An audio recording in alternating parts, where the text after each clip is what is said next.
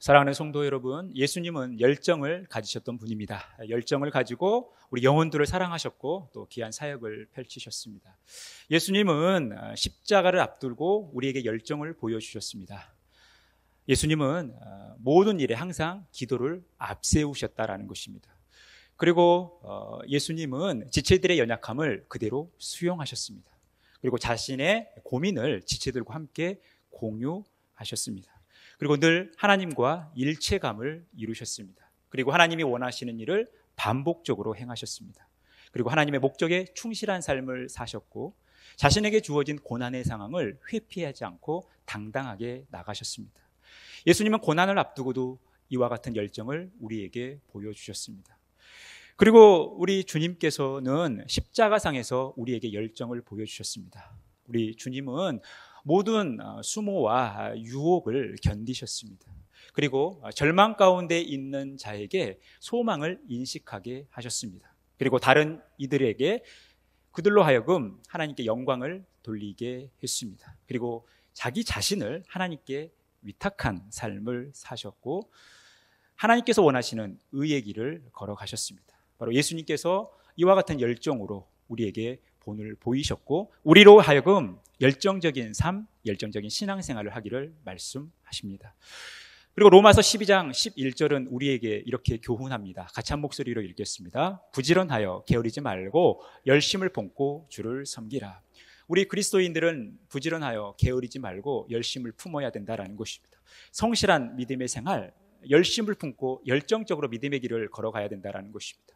여기서 말하는 이 열심이라는 단어가 나오죠. 이 열심이라는 영어 단어가 굉장히 많습니다. 그런데 오늘 이 로마서 12장 11절에 나오는 이 열심이라는 단어, 우리 그리스도인들이 많이 보는 영어 성경 NIV 성경은 이 fervor라는 단어가 쓰여지고 있다는 것입니다. 그래서 오늘 우리는 이 fervor라는 이 단어의 관점에서 예수님의 열정을 함께 살펴보면서 우리가 회복하고 능력으로 갖추어야 할 32번째 이야기를 함께 나누고자 합니다. 오늘 본문 말씀은 지난주에 묵상한 동일한 말씀입니다.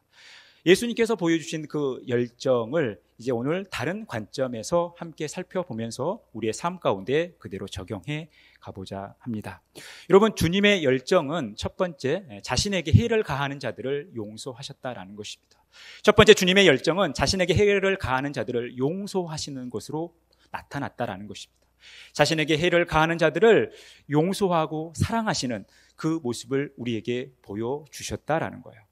여러분 34절 상반절에 보면 이에 예수께서 이르시되 아버지 저들을 사하여 주옵소서. 예수님은 자신을 십자가에 못 박으려고 했던 자들을 바라보면서 하나님께 기도하는 거예요. 저들의 죄를 사하여 달라라는 거예요. 용서해 달라라는 것입니다. 예수 그리스도께서 지금 자신을 십자가에 못 박으려고 하는 자신에게 해를 가하는 자들을 용서하시는 모습을 보게 되는 것입니다. 그리고 43절에 보니까 예수께서 이르시되 내가 진실로 내게 이르노니 오늘 내가 나와 함께 낙원에 있으리라 하시니라. 행악자 중에 한 명은 예수님을 비방하죠. 그런데 또 다른 한 명은 예수님의 그리스도 되심을 인정하며 주님의 나라가 임했을 때 자기를 기억할 것을 요청합니다. 회개했다라는 것이죠. 예수님을 구주로 영접했다라는 것입니다. 그 행악자를 향하여 예수님은 오늘 내가 나와 함께 낙원에 있을 것이다. 이 천국을 약속하신 거예요. 그러니까 이 행악자 중에 한 명의 그 모든 죄를 용서하시는, 그 허물을 용서하시는 모습을 보게 되는 것입니다. 여러분, 얼마나 많은 사람들이 예수님을 십자가에 못 박으려고 했습니까? 십자가를 그 지는 순간까지 얼마나 예수님을 비방하고 희롱하면서 조롱하기까지 했습니까? 심지어 행악자 중에 한 명은 예수님을 비방하기까지 이르렀습니다. 예수님은 이 엄청난 수모를 이겨내셨죠. 견뎌내셨다라는 것입니다. 예수님은 저들을 용서하셨다라는 거예요. 여러분, 우리가 참 다양한 사람들을 만납니다. 나에게 잘해주고 또 나를 사랑하는 사람들도 만나는 반면 나를 미워하거나 이유 없이 나에게 해를 가하는 사람들을 만나기도 합니다. 그런데 여러분, 나에게 잘해주고 나를 사랑하는 사람을 잘해주고 사랑하는 건 누구나 다 할 수 있는 일이에요. 그런데 나를 미워하거나 나에게 해를 가하는 사람을 잘해주고 사랑을 한다는 것은 여러분 쉽지 않는 거예요. 여러분, 이 일을 견뎌낼 수 있는, 이겨낼 수 있는 비결이 어디에 있냐라는 거예요. 바로 용서라는 것입니다. 다른 사람의 허물을 받아들이고 또 그것을 용서하는 모습이 우리에게 필요하다라는 거예요. 왜냐하면 예수님께서 우리를 용서하셨기 때문에 그렇습니다. 여러분들은 얼마나 용서의 삶을 살아갑니까? 여러분, 우리가 신앙생활을 하면서, 교회 생활을 하면서 하나님을 섬긴다고 이야기하지만 그 마음 가운데 절대 용서할 수 없는 사람들을 간직하고 살아갈 때가 많다라는 거예요. 내가 죽기 전까지 이 사람은 절대 용서할 수 없어. 내 목에 칼이 들어와도 절대 용서할 수 없어. 그리스도인들은 주님이 오시더라도 내가 이 사람은 절대 용서할 수 없어 라고 이야기하는 분들이 많습니다. 왜 그렇습니까? 용서가 그만큼 어려운 거예요. 다른 사람을 용서한다는 것이 정말 어려운 일입니다. 하지만 성경은 우리에게 용서하는 삶을 권하고 있다는 거예요. 여러분, 에베소서 4장 21절에서 22절 말씀 같이 한 목소리로 읽겠습니다.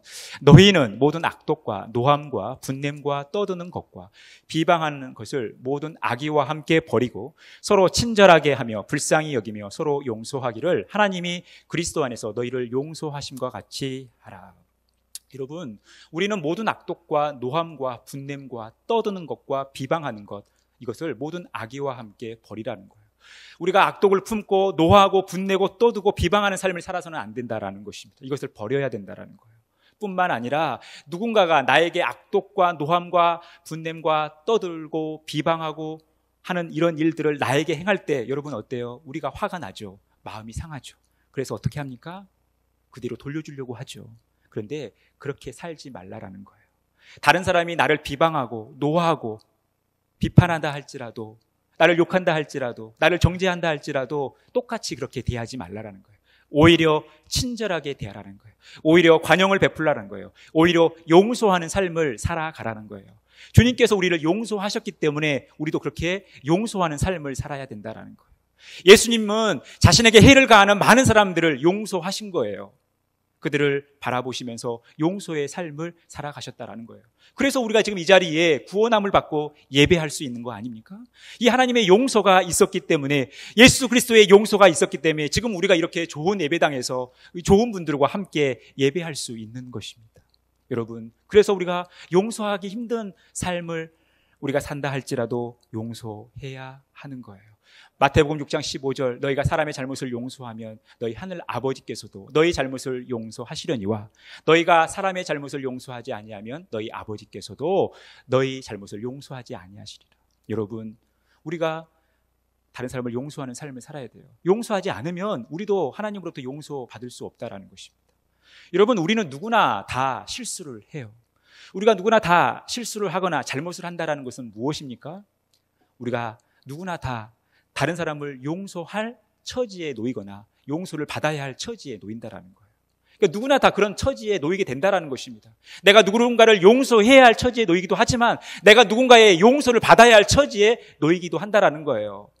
내가 용서받아야 할 처지에 놓였을 때 다른 사람이 나를 용서하지 않는다면 여러분 어떻게 되겠습니까? 그래서 우리가 다른 사람을 용서해야 할 처지에 놓였을 때 반드시 용서하는 삶을 살아가야 된다라는 것입니다. 우리의 모든 죄와 허물을 용서하신 그 하나님의 마음, 예수 그리스도의 마음을 품고 늘 용서하는 삶 살아가시기를 간절히 바라겠습니다. 두 번째, 주님의 열정은 하나님의 일을 수고하여 성취하셨다라는 것입니다. 주님의 열정은 하나님의 일을 수고하면서 그대로 이루셨다라는 거예요. 34절 하반절에 보면 그들이 그의 옷을 나눠 제비 뽑을세. 예수님께서 십자가에 달려 죽으실 때 예수님을 직접적으로 핍박했던 이 군인들이 지금 어떤 일을 하고 있냐면 예수님을 희롱하면서 예수님의 옷을 나눠 제비 뽑고 있다라는 거예요. 그런데 이것은 그냥 이 군사들, 이 군인들의 자의적인 행동이 아니라 바로 하나님 말씀의 성취라는 것입니다. 예수님의 이 십자가의 모습을 하나님 말씀의 성취의 관점에서 기록한 이 사도 요한은 요한복음 19장에서 이 장면을 이렇게 묘사하고 있어요. 우리 24절 말씀 같이 한번 읽어보겠습니다. 군인들이 서로 말하되 이것을 찢지 말고 누가 얻나 제비 뽑자 하니 이는 성경에 그들이 내 옷을 나누고 내 옷을 제비 뽑나이다 한 것을 응하게 하려 함이로라. 군인들은 이런 일을 하고, 다윗이 고난 가운데 있으면서 자신의 고난을 묘사하면서 예수 그리스도의 모습을 예표했죠. 그러면서 장차 오실 예수 그리스도가 그 옷을 빼앗기며 군인들이 이 옷을 제비 뽑아 나누는 것을 예언한 거죠.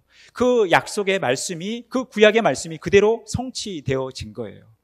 제비 뽑는 이 군인들의 모습은 단순한 그들의 자의적인 행동이 아니라 하나님 약속의 말씀의 성취라는 거예요. 하나님의 말씀이 그대로 이루어졌다라는 것입니다. 여러분, 예수님이 얼마나 수치를 당하셨습니까? 예수님이 얼마나 저 사람들의 조롱거리가 됐어요? 그런데 예수님은 이 수고를 거치면서, 이 고통을 거치면서 하나님의 일을 이루셨다라는 거예요. 하나님의 일을 성취하셨다라는 것입니다. 예수님의 마지막 순간도 동일해요. 46절에 보니까 예수께서 큰 소리로 불러 이르시되 아버지 내 영혼을 아버지 손에 부탁하나이다 하고 이 말씀을 하신 후 숨지니라. 예수님은 마지막에 아버지 내 영혼을 아버지 손에 부탁합니다 라고 고백합니다. 이것은 뭡니까? 하나님께서 이제 아버지께서 모든 일을 이루어 주십시오. 제가 모든 것을 하나님께 맡깁니다. 이제 모든 것을 이루어 주십시오 라고 하나님께 위탁하는 거죠. 이 말씀을 하신 후에 숨지십니다. 동일하게 이 본문 말씀을 사도 요한은 요한복음 19장에서 이렇게 묘사하고 있어요. 같이 한 목소리 읽어볼까요? 30절 말씀. 예수께서 신 포도주를 받으신 후에 이르시되 다 이루었다 하시고 머리를 숙이니 영원히 떠나가시니라. 예수님께서 마지막 순간을 맞이하실 때 하셨던 고백은 뭡니까? 다 이루었다라는 거예요. 하나님께서 예수님께 원하셨던 모든 일들, 그 십자가의 사역을 죽으심을 통해서 다 이루셨다라는 거예요. 예수님의 이 수고를 통해서 하나님의 일을 성취하셨다라는 것입니다. 여러분, 예수님은 이 수고를 통해서 하나님께서 계획하시고 약속하셨던 일들, 하나님의 말씀을 그대로 성취하시는 그 모습을 보게 되는 것입니다. 여러분, 하나님은 우리 가운데 일하기를 원하시는 거예요. 하나님은 우리 가운데 하나님의 일들을 늘 성취하십니다. 여러분, 수고함으로 하나님의 일을 성취한다라는 것, 여러분, 이것이 무엇을 의미하겠습니까?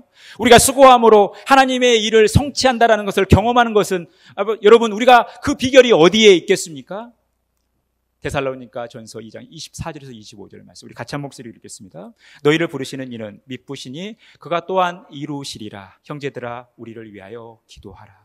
우리를 구원 가운데 부르신, 우리를 직분자로 세우신 우리 하나님, 우리 주님은 믿으시다라는 거예요. 신실하신 분이라는 거예요. 믿을 만한 분이라는 거예요. 그분이 우리에게 모든 것들을 이루어 가신다라는 거예요. 그래서 우리가 할 게 뭐라는 거예요? 기도하라는 거예요. 기도. 그래서 여러분, 우리가 하나님의 이 일하심, 하나님의 이 성취를 경험하는 비결은 기도에 있다라는 거예요. 다른 말로 표현하면 우리가 하나님 앞에서 할 게 아무것도 없죠. 사실 엄밀하게 이야기해서는 하나님께서 모든 것을 하시기 때문에 우리가 할 것은 없어요. 그런데 우리가 수고함으로 하나님의 일을 성취하는 그 예수님의 길을 따라간다라는 것은 우리가 기도함으로 하나님의 일을 경험하는 거예요. 여러분, 우리 앞에 놓여진 똑같은 상황들이 있지만 여러분, 이 일을 하나님께서 하셨다라는 것을 알 수 있는 사람들은 누가 압니까? 기도하는 사람이 아는 거예요. 기도해야만, 하나님께서 이 일들을 이루어졌구나. 다른 사람들이 기도하지 않았을 때 이것은 그냥 우연찮게 우리 앞에 이루어진 일이라고 생각할 수 있겠지만 기도한 사람들은 아는 거예요. 이것은 우리가 기도할 때 하나님께서 우리에게 마음의 감동을 주셨고 약속을 주셨고 이것을 하나님께서 친히 이루시는구나 라고 이 하나님의 일하심을 경험한다라는 거예요. 그래서 우리가 늘 기도하는 삶을 살아가야 된다라는 것입니다. 마태복음 18장 19절 말씀, 우리 같이 한 목소리로 읽겠습니다. 진실로 다시 너희에게 이르노니 너희 중에 두 사람이 땅에서 합심하여 무엇이든지 구하면 하늘에 계신 내 아버지께서 그들을 위하여 이루게 하시리라. 우리가 모여서 기도할 때 하나님께서 우리를 위하여 모든 일들을 이루신다라는 거예요. 모든 일을 성취하신다라는 겁니다. 그래서 우리가 모이면 뭐해요? 모이면 기도해야 되는 거예요. 모이면 찬송 불러야 되는 거예요. 모이면 하나님의 비전을 나눠야 되는 거예요. 다른 거 할 것이 없이 우리는 모이면 기도하고 모이면 찬양하고 모이면 하나님의 비전을 나누는, 모이면 서로 사랑하는, 하나님의 은혜를 나누는 이런 삶을 살아가셔야 된다라는 거예요. 사랑하는 성도 여러분, 기도하심으로 하나님의 일을 성취해 가시는 이 주님의 열정을 본받는 복된 삶 살아가시기를 간절히 바라겠습니다. 세 번째, 예수님의 열정, 주님의 열정은 연약한 자들을 애석하게 여기셨다라는 거예요. 주님의 열정은 연약한 자들을 불쌍히, 긍휼히 여기셨다라는 겁니다. 우리 34절 중반절에 보니까 자기들이 하는 것을 알지 못함이다 하시더라. 예수님은 자신을 십자가에 못 박으려고 하고 자신을 조롱하는 이들을 위하여 뭐라고 말씀하시는 거예요? 자기들이 하는 것을 알지 못합니다. 하나님께 저들의 용서를 구하면서 예수님께서 말씀하시는 것은 자기들이 하는 것을 알지 못한다라는 거예요. 지금 저들은 자기들이 하는 일이 얼마나 하나님 앞에 잘못된 일인지 알지도 못하고 하고 있다라는 거예요. 그것을 애석하게 여기시는 거예요. 이것을 슬퍼하시는 거예요. 이걸 안타깝게 여기시는 거예요. 여러분, 이것이 주님의 마음이었습니다. 예수님은 천국 복음을 증거하면서 모든 연약하고 병든 것들을 치료하시면서 늘 이 마음을 가지고 사역을 베푸신 거예요. 마태복음 9장 36절에 보니까 무리를 보시고 불쌍히 여기시니 이는 그들이 목자 없는 양과 같이 고생하며 기진함이라. 예수님의 이 공생애 가운데 바라봤던 많은 영혼들을 향하여 예수님은 어떤 마음을 품으셨냐면 저들이 목자 없는 양과 같이 갈 길을 알지 못하고 방황하며 있다라는 거예요. 저들을 불쌍히 여기셨다라는 것입니다. 한치 앞을 내다보지 못하는 그 인생을 살아가면서 자기가 하는 일이 얼마나 하나님 앞에 나쁜 일이고 하나님이 원하지 않는 일이라는 것을 모르면서 그 일을 행하고 있는 자들을 바라보면서 예수님은 저들을 애석하게 여기신 거예요. 불쌍하게 여기셨다라는 거예요. 긍휼을 가지셨다라는 거예요. 여러분, 그래서 우리가 이 긍휼을 베푸는 삶을 살아가야 돼요. 여러분, 우리의 이 자연적인 상태를 예수님께서 애석하게 여기신 것뿐만 아니라 우리가 불의를 행할 때도 이 불의를 행하는 우리의 모습을 보면서도 예수님은 안타깝게 여기시고 긍휼을 베푸신다라는 거예요. 여러분, 히브리서 8장 12절 말씀 같이 읽겠습니다. 내가 그들의 불의를 긍휼히 여기고 그들의 죄를 다시 기억하지 아니하리라 하셨느니라. 여러분, 예수님은 우리의 불의까지도, 우리가 행하는 불의까지도, 우리가 행하는 잘못된 행위들까지도 긍휼히 여기셨다라는 거예요. 그리고 우리의 죄를 기억하지 않으셨다라는 거예요. 여러분, 이것이 주님의 마음이에요. 우리를 불쌍히 여기시는 주님의 마음이라는 거예요. 우리가 잘못한 행위까지 긍휼히 여기시는 그 주님의 마음이 우리를 향한 주님의 사랑의 마음이라는 거예요. 그러니까 여러분, 우리도 다른 이들을 바라볼 때, 다른 사람들의 허물이 보일 때, 다른 사람들의 연약함이 보일 때 어떻게 여기라는 거예요? 이것을 애석하게 여기라는 거예요. 불쌍히 여기라는 거예요. 긍휼을 베푸라는 것입니다. 안타깝게 바라보면서 그 사람을 정죄하기보다는 용서로 갈 수 있도록 그 영혼을 불쌍히 여기는 마음을 가지라는 것입니다. 야고보서 2장 13절 말씀 같이 한 목소리 읽겠습니다. 긍휼을 행하지 아니하는 자에게는 긍휼이 없는 심판이 있으리라. 긍휼은 심판을 이기고 자랑하느니라. 여러분, 다른 사람이 잘못했을 때 정죄하고 심판하면 얼마나 쉬워요. 우리가 죄인 되었을 때 하나님께서 그냥 우리 심판하면 얼마나 편합니까? 얼마나 쉽습니까? 여러분, 우리가 다른 사람의 잘못을 봤을 때 그 왜 잘못했냐고 지적하고 심판하고 정죄하고 그러면 너무 간단하고 편해요. 그런데 주님은 그러지 말라라는 거예요. 다른 사람의 연약한 모습이 보여도 심판하고 정죄하기보다는 긍휼을 베푸라는 거예요. 그 긍휼이 심판을 이긴다라는 거예요. 여러분, 누가 심판을 받기를 원하겠습니까? 누가 미움을 받기를 원하겠어요? 누가 정죄를 받기를 원하겠습니까? 내가 다른 사람을 정죄하고 비판하고 심판하는 것은 쉬워도 내가 누군가에게 정죄받고 심판받고 누군가에 의해서 상처받는 거 원치 않는 거예요. 우리가 긍휼을 베풀 때 이 심판을 이길 수 있다는 것입니다. 우리의 욕구 속에서 끌어오르는 이 심판에 대한 욕구를 이 긍휼로 다른 사람을 애석하게 여기는 마음으로 이길 수 있다는 거예요. 이게 주님의 열정입니다. 우리가 이것을 회복하시기를 간절히 바라겠습니다. 네 번째, 주님의 열정은 하나님을 향한 반역을 십자가로 승리하셨어요. 주님의 열정은 하나님을 향한 반역을 십자가로 승리하셨다는 거예요. 이기셨다는 거예요. 47절 말씀, 백부장이 그 된 일을 보고 하나님께 영광을 돌려 이르되 이 사람은 정녕 의인이었도다 하고, 백부장이 보는 거죠. 예수님께서 십자가에 달려 죽으신 그 모든 과정을 본 거예요. 그러면서 그 모든 과정을 보고 하나님께 영광을 돌립니다. 그러면서 이 사람은 정녕 의인이다, 이 사람은 정녕 하나님의 아들이다 라는 고백을 하는 겁니다.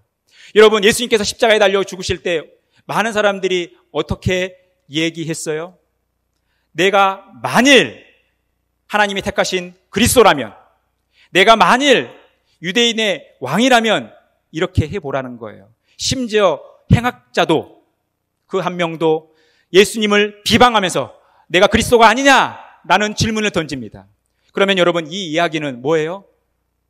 네가 그리스도다, 네가 유대인의 왕이다, 이겁니까? 아니에요. 너는 그리스도가 아니다. 너는 하나님이 택하신 그리스도가 아니다. 너는 유대인의 왕이 아니다라는 거예요. 예수님의 그리스도 되심과 예수 그리스도의 유대인의 왕 되심을 철저히 부정하는 거죠. 부인하는 거예요. 그러면 여러분, 그들의 이 부정은 뭡니까? 예수님을 이 땅에 그리스도로 보내신, 이 땅에 유대인의 왕으로 보내신 하나님에 대한 반역이에요. 하나님에 대한 불신앙이라는 거예요. 그들은 정면으로 지금 하나님에 대해서 불신앙의 행위를 하고 있다는 거예요. 그런데 예수님은 십자가로 이것을 이기셨다라는 거예요. 예수 그리스도는 십자가를 통해서 예수님의 의인 되심과 예수님의 그리스도 되심과 예수님의 유대인의 왕 되심을 그들로 하여금 인정하게끔 만들어 버리셨다라는 거예요. 십자가로 이겨내셨다라는 거예요. 십자가로 승리하신 겁니다. 골로새서 2장 15절, 통치자들과 권세들을 무력화하여 드러내어 구경거리로 삼으시고 십자가로 그들을 이기셨느니라. 여러분, 예수님은 십자가로 그들을 이기신 거예요. 십자가로 그들을 굴복시키셨다라는 거예요. 그들은 예수님이 하나님의 아들이라는 사실, 의인이라는 사실을 인정할 수밖에 없었던 것입니다. 그러면 어떻게 예수님께서 십자가로 이기셨을까요? 십자가의 비밀이 있기 때문에 그런 거예요. 고린도전서 1장 18절 말씀 같이 읽겠습니다. 십자가의 도가 멸망하는 자들에게는 미련한 것이요 구원을 받은 우리에게는 하나님의 능력이라. 여러분, 십자가의 비밀이 뭡니까? 이 십자가 안에 하나님의 능력이 있다라는 거예요. 이 모든 만물을 주관하시고 통치하시는 이 하나님의 능력이 이 십자가에 있기 때문에 이 십자가로 예수님은 이기신 거예요. 이 십자가의 능력으로 여러분 승리하는 삶을 살아가셨다라는 거예요. 여러분, 그래서 우리가 이 십자가로 늘 이기는 삶을 살아가야 되는 것입니다. 그런데 중요한 것은 뭐냐면 우리는 이 십자가를 통해서 이 예수님 안에서 이기게 되어 있다라는 거예요. 고린도후서 2장 14절 우리 같이 한 목소리로 읽겠습니다. 항상 우리를 그리스도 안에서 이기게 하시고 우리로 말미암아 각처에서 그리스도를 아는 냄새를 나타내시는 하나님께 감사하노라. 여러분, 우리는 그리스도 안에서 이기게 되어 있다. 하나님이 우리로 이기게 하셨다라는 거예요. 그러니 여러분, 우리는 예수 그리스도의 십자가로 이길 수 있어야 돼요. 또 이기게 되어 있습니다.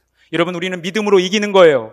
우리는 기도로 이기는 거예요. 우리는 주님의 말씀으로 이기는 거예요. 우리는 주님의 은혜로 이기는 것입니다. 날마다 이 승리하는 삶 살아가시기를 간절히 바라겠습니다. 이 주님의 열정을 회복하시기를 간절히 바라겠습니다. 다섯 번째, 주님의 열정은 군중 심리를 따르지 않고 진리의 길을 가셨다라는 거예요. 주님의 열정은 많은 사람들의 생각과 말을 따르지 않고 묵묵히 진리의 길을 가셨다라는 것입니다. 41절 말씀 같이 읽겠습니다. 우리가 행한 일에 상당한 보응을 받는 것이냐. 이에 당연한 거니와 이 사람이 행한 것은 옳지 않은 것이 없느니라 하고. 행악자 중에 한 명은 예수님은 옳은 일을 행했다라는 거예요. 예수님은 진리의 길을 걸어가셨다라는 거예요. 예수님은 의의 길을 걸어가셨다라는 거예요. 백부장이 이렇게 고백합니다. 백부장이 그 된 일을 보고 하나님께 영광을 돌려 이르되 이 사람은 정녕 의인이었도다 하고. 백부장 역시도 하나님께 영광을 돌리며 이 사람이 정녕 의인이었다, 의인의 길을 걸어갔다, 진리의 길을 걸어갔다라고 고백하고 있어요. 여러분, 예수님께서 십자가를 지실 때 얼마나 많은 소리를 들었습니까? 얼마나 많은 군중의 이야기를 들었습니까? 내가 유대인의 왕이라면 십자가에서 한번 내려와 보라는 거예요. 그리스도라면 너를 구원해 보라는 거예요. 많은 사람들이 예수님의 자존심을 자극하면서 예수님을 유혹했죠. 예수님에게 많은 이야기를 했어요. 그런데 예수님은 그 군중 심리를 따라가지 않았다라는 거예요. 묵묵히 진리의 길, 하나님이 원하시는 길을 걸어가셨다라는 거예요. 많은 사람들이 원하는 길이 아니라 하나님이 원하시는 길을 가셨다라는 것입니다. 여러분, 우리가 정말 좋은 나라 대한민국에 살아가고 있지 않습니까? 여러분, 우리나라가 좋은 나라인 이유가 어디 있어요? 민주주의 사회니까 그래요. 민주주의 사회니까. 이 민주주의 사회의 중요한 의사결정 내용이 뭡니까? 그 기능이 어디에 있어요? 다수결의 원리에 있죠. 다수결로 의견을 결정을 합니다. 그러면 여러분, 이 다수결이 최상입니까? 이 다수결이 최상이 될 수는 없어요. 최선이 될 수는 있지만 최상이 될 수 없다라는 거예요. 왠지 아십니까? 한 사람 한 사람 구성원이 완벽하지 않기 때문에 그래요. 아무리 많은 사람들이 이야기한다 할지라도 그 인간이 가지고 있는 한계, 연약함 때문에 여러분, 이 다수결이 최선은 될 수 있지만 최상이 될 수 없는 거예요. 여러분, 이 세상 가치관 속에서 이 세상 가운데 우리가 살아가면서 많은 사람들이 이야기했다고 해서 그것이 진리가 되는 것은 아니에요. 특히 여러분, 믿음의 길을 걸어가면서 많은 사람들이 이렇게 저렇게 이야기한다고 해서 여러분, 이것이 하나님의 뜻에 부합하지 않으면 우리가 그 길을 따라가서는 안 된다라는 거예요. 여러분, 그것을 대항하여 그것을 따르지 않고 주님의 길, 주님이 원하시는 길, 진리의 길을 가야 된다라는 거예요. 여러분, 많은 사람들이 이야기한다 할지라도 이것이 하나님의 뜻에 부합하지 않는다면, 성경에 맞지 않는다면 거기에 따라가서는 안 되는 거예요. 휩쓸려 가서는 안 된다는 거예요. 여러분, 이 문장의 오류 중에도 이 군중 심리의 오류라는 게 있지 않습니까? 모든 군중 심리가 다 맞는 것은 아니에요. 우리에게는 진리의 길이 있는 거예요. 우리에게는 주님이 원하심이 있는 거예요. 우리에게는 진리의 말씀이 있는 거예요. 여기에 맞게 우리가 진리의 길을 걸어가야 된다는 거예요. 예수님은 묵묵히 이 진리의 길을 걸어가면서 열정을 드러내셨다라는 거예요. 로마서 12장 2절 말씀 같이 읽겠습니다. 너희는 이 세대를 본받지 말고 오직 마음을 새롭게 함으로 변화를 받아 하나님의 선하시고 기뻐하시고 온전하신 뜻이 무엇인지 분별하도록 하라. 우리가 이 세상 가치관을 따라 살아가지 말라라는 거예요. 이 세대를 본받지 말고 오직 마음을 새롭게 해서 변화를 받아야 된다는 거예요. 하나님의 선하시고 기뻐하신 뜻이 무엇인지를 깨닫고 그 하나님이 원하시는 뜻대로 살아가야 된다는 거예요. 많은 사람들이 요구하고 많은 사람들이 말한다고 해서 그 군중 심리에 휩쓸려 살아갈 것이 아니라 우리가 하나님의 뜻을 따라 하나님이 원하시는 그 진리의 길을 묵묵히 걸어가시기를 간절히 바라겠습니다. 베드로전서 4장 2절 말씀 같이 한 목소리 읽겠습니다. 그 후로는 다시 사람의 정욕을 따르지 않고 하나님의 뜻을 따라 육체의 남은 때를 살게 하려 함이라. 우리는 다른 사람의 정욕을 따라가지 않는 거예요. 우리는 다른 사람의 정욕을 마땅히 대항하여 반대하여 하나님의 뜻을 따라 살아가야 된다는 거예요. 이것이 그리스도인의 삶이고 우리 주님은 이 길을 걸어가심으로 우리에게 열정을 보여주셨습니다. 날마다 세상 사람들의 많은 이야기들, 들려오는 많은 소리들, 군중 심리를 따르지 않고 진리의 길을 묵묵히 걸어가시는 복된 삶 살아가시기를 간절히 바라겠습니다. 마지막 주님의 열정은 하나님과 우리와의 관계를 회복시키셨다라는 거예요. 예수 그리스도의 열정은 하나님과 우리와의 관계를 회복시키셨다라는 거예요. 45절 말씀 같이 한 목소리 읽겠습니다. 성소의 휘장이 한 가운데가 찢어지더라. 예수님께서 십자가에 달려 죽으실 때 어떤 일이 일어났습니까? 많은 지진이 일어났고 자연적인 현상들이 일어났죠. 특히 이 누가복음에서도 해가 어두워지죠. 해가 빛을 잃었습니다. 그래서 어둠이 임했어요. 또한 성전에서 어떤 일이 일어났냐면 성소에 있는 이 천이 그대로 반으로 나눠지는 이 일들이 이루어졌다라는 거예요. 여러분, 이 일이 의미하는 게 뭘까요? 성소의 휘장이 이렇게 찢어진 둘로 나눠진 이유가 어디에 있습니까? 에베소서 2장 14절 16절이에요. 같이 한 목소리 읽겠습니다. 그는 우리의 화평이신지라 둘로 하나를 만드사 원수된 것 곧 중간에 막힌 담을 자기 육체로 호시고 또 십자가로 이 둘을 한 몸으로 하나님과 화목하게 하려 하십니다. 원수된 것을 십자가로 소멸하시고. 죄는 하나님과 우리와의 관계를 악화시켜버렸어요. 하나님과 우리와의 관계를 원수 관계로 만들어버렸어요. 죄는 하나님과 우리 사이에 막힌 담을 만들어 보셨어요. 그래서 우리 힘으로는 도저히 하나님께 나아갈 수 없었던 거예요. 구약에 제사를 드릴 때 모든 사람들이 자기 마음대로 자기 하고 싶은 대로 제사할 수 있었던 것이 아니에요. 성소에 아무나 들어갈 수 있었던 것이 아닙니다. 지성소에 아무나 들어갈 수 있었던 것이 아니에요. 하나님께서 정하신 질서, 그 원칙에 입각해야만 하나님께 제사할 수 있다는 거예요. 여러분, 대사자장 역시도 하나님께서 원하시지 않으면 그 지성소에서 죽음을 맞이했던 것이 바로 구약 제사의 모습입니다. 여러분, 죄는 하나님과 우리와의 관계를 이렇게 막아버렸던 거예요. 그런데 예수 그리스도께서 우리를 위하여 십자가에 달려 죽으셨다는 것은 성소의 휘장을 찢으심으로 하나님과 우리와의 관계를 회복해 했다라는 거예요. 우리가 이제 예수 그리스도를 믿음으로 이 예수 그리스도의 은혜로 하나님께 나아가게 되었다라는 거예요. 에베소 3장 12절 말씀 같이 읽겠습니다. 우리가 그 안에서 그를 믿음으로 말미암아 담대함과 확신을 가지고 하나님께 나아감을 얻느니라. 여러분, 우리가 하나님께 나아갈 수 있었던 이유는 예수 그리스도께서 우리를 위하여 십자가에 달려 죽으셨기 때문에 그래요. 예수 그리스도께서 하나님과 우리와의 관계를 회복시켜 주셨기 때문에 우리가 하나님께 나아갈 수 있었다는 겁니다. 여러분, 예수 그리스도를 통해서 하나님과의 관계 회복을 경험한 우리들이 어떻게 살아가야 되냐라는 거예요. 바로 화평케 하는 삶을 살아가야 된다라는 것입니다. 여러분, 마태복음 5장 9절 산상수훈에서 예수님은 화평케 하는 자는 복이 있나니 뭐라고 말씀하세요? 하나님의 아들이라 일컬음을 받을 것이라는 거예요. 야고보서 3장 18절에 화평케 하는 자는 화평으로 심어 무엇을 거둔다는 거예요? 의의 열매를 거둔다는 거예요. 그래서 여러분, 하나님과의 관계를 회복한 사람들은 하나님께 나아가는 것을 즐겨하고 하나님께 집중하는 삶과 동시에 우리도 화평케 하는 삶을 살아가야 된다는 거예요. 화평을 이루는 삶을 살아가야 된다는 것입니다. 여러분, 제가 목회하면서 우리 성도님들의 안타까운 사연들을 많이 접하게 되는데, 그중에 가장 안타까운 사연 중에 하나가 뭐냐면, 우리 성도님들의 자녀들이 마음의 병을 앓고 있어서 한창 일하고 행동해야 할, 활동해야 할 시기에 집에만 있는 거예요. 밖에 나가지도 않고 방에서 나오지도 않고 그냥 우울하게 생활하는 거예요.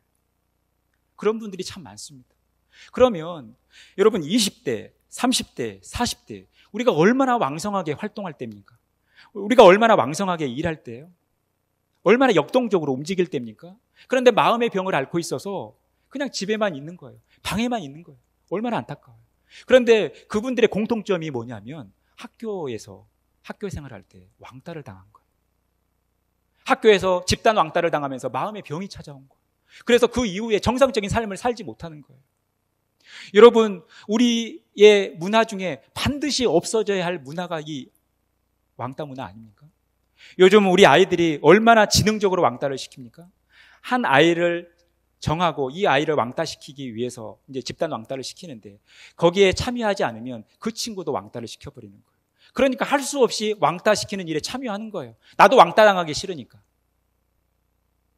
그 왕따를 시키는 일에 참여한다라는 거예요. 어느 누구도 우리 친구한테 저러지 말자, 우리 서로 잘게 지내자, 우리 저 친구에게 잘해주자, 우리 저 친구 괴롭히지 말자, 이렇게 이야기하는 친구가 없다라는 거예요. 그런 용기를 낼 친구들이 없다라는 거예요.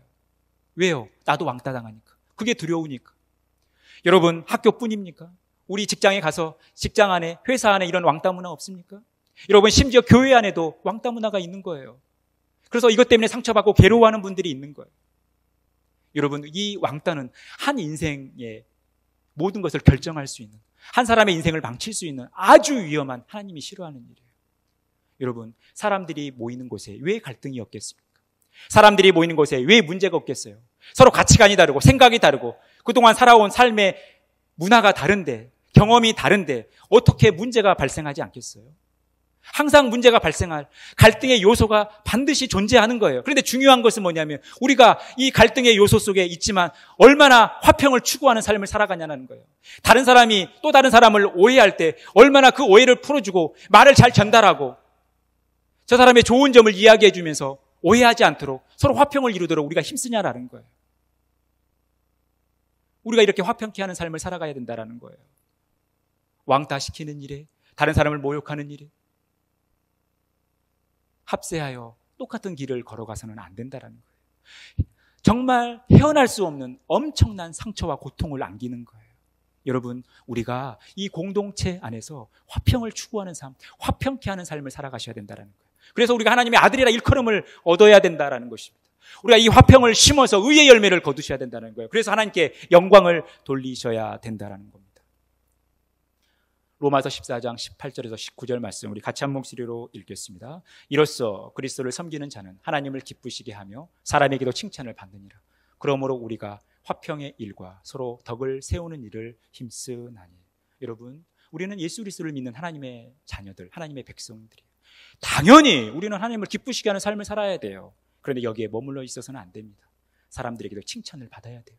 사람들에게도 인정을 받아야 돼요. 하나만 하면 안 되는 거예요. 내가 하나님을 기쁘시게 한다고 다른 사람들과의 관계를 소홀히 여겨서는 안 된다는 거예요. 늘 화평을 추구해야 된다는 것입니다. 덕을 세우는 일에, 서로 사랑하는 일에 우리가 힘써야 된다는 거예요. 이것이 주님의 열정이고 이것을 우리가 회복해야 합니다. 사랑하는 성도 여러분, 우리는 주님의 열정을 회복하고 그 주님의 열정을 따라 살아가셔야 돼요. 그 본받아 우리도 믿음의 길을 걸어가야 된다는 것입니다. 열정적인 신앙생활을 하셔야 된다는 거예요. 십자가상에서 보여준 주님의 열정은 어떤 열정입니까? 주님의 열정은 자신에게 해를 가하는 자를 용서하셨어요. 그리고 하나님의 일을 수고로 성취하셨어요. 그리고 연약한 자들을 애석하게 여기셨습니다. 그리고 하나님에 대한 반역을 십자가로 이기셨어요. 그리고 군중 심리를 따르지 않고 묵묵히 진리의 길을 걸어가셨어요. 그리고 하나님과 우리와의 관계를 회복시키셨습니다. 그래서 우리도 용서의 삶을 살아가셔야 돼요. 기도로 하나님의 일을 성취하시는 삶을 살아가셔야 된다는 것입니다. 다른 사람의 연약함을 볼 때 그것을 애석하게 여기는 마음을 가져야 된다는 거예요. 당당히 예수 그리스도의 십자가로 여러분 승리하는 삶을 살아가야 된다는 거예요. 군중 심리, 많은 사람들의 목소리를 따르지 않고 대항하여 진리의 길을 걸어가셔야 된다는 거예요. 또 우리 모두가 공동체 안에서 화평케 하는 삶을 살아가야 된다는 것입니다. 이 주님의 열정을 본받아 날마다 열정적인 믿음의 길, 열정적인 교회 생활 하시는 저와 여러분의 복된 삶이 되어지기를 간절히 축원합니다.